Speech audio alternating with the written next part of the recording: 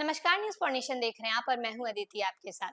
बिहार में बिहारियों की जो यात्रा है उसको और ज्यादा सुगम बनाने के लिए, कंफर्टेबल बनाने के लिए, स्मार्ट बनाने के लिए बिहार सरकार ने बिहार वासियों को 340 एसी बसों की सौगात दी है। अब ये बसें जो है वो कहाँ से चलेंगी, कहाँ से कहाँ इनका रूट प्लान जो है वो होगा और कब से आपको इस सुविधा का आनंद मिल सकता है और कैसे आप टिकट बुकिंग कर सकते हैं, ये सब कुछ अभी हम आपको इस रिपोर्ट में बताएंगे।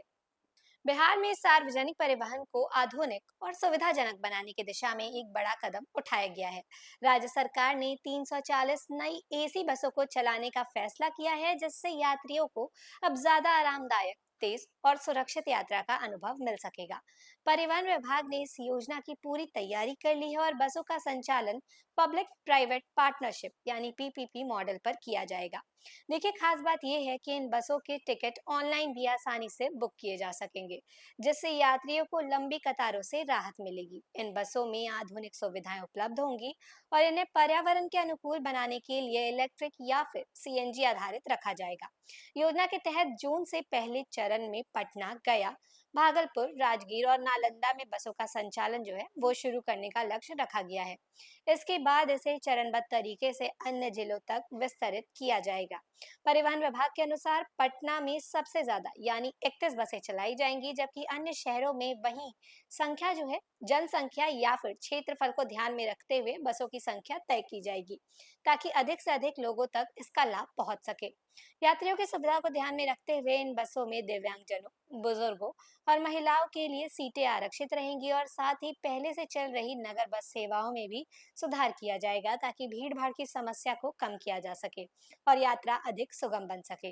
इसके अलावा शहरी क्षेत्रों में सफर करने वाले यात्रियों के लिए मंथली पास की सुविधा भी उपलब्ध कराई जाएगी। बसों के रूट के अनुसार नंबर निर्धारित किए जाएंगे, जिनका डिस्प्ले बस स्टॉप पर ही होगा, ताकि यात्रियों को सही बस पहचानने और पकड़ने में कोई भी परेशानी ना हो। ऑनलाइन टिकटिंग और सुव्यवस्थित संचालन के जरिए ये पहले बस में पब्लिक ट्रांसपोर्ट सिस्टम को एक नई दिशा देने का काम करेगी। इस पहल से न केवल यात्रियों को सुविधा मिलेगी, बल्कि राज्य में ट्रैफिक जाम और प्रदूषण की समस्या को भी काफी हद तक कम करने में मदद मिलेगी। इलेक्ट्रिक और सीएनजी बसों के संचालन से पर्यावरण संरक्षण को बढ़ावा मिलेगा और डीजल बसों पर निर्भरता भी घटेगी। साथ ही पब्लिक ट्रांसपोर्ट को मजबूत करने के लिए निजी वाहनों के उपयोग में कमी आएगी, जिससे शहरों में यातायात व्यवस्था अधिक सुचारू हो जाएगी।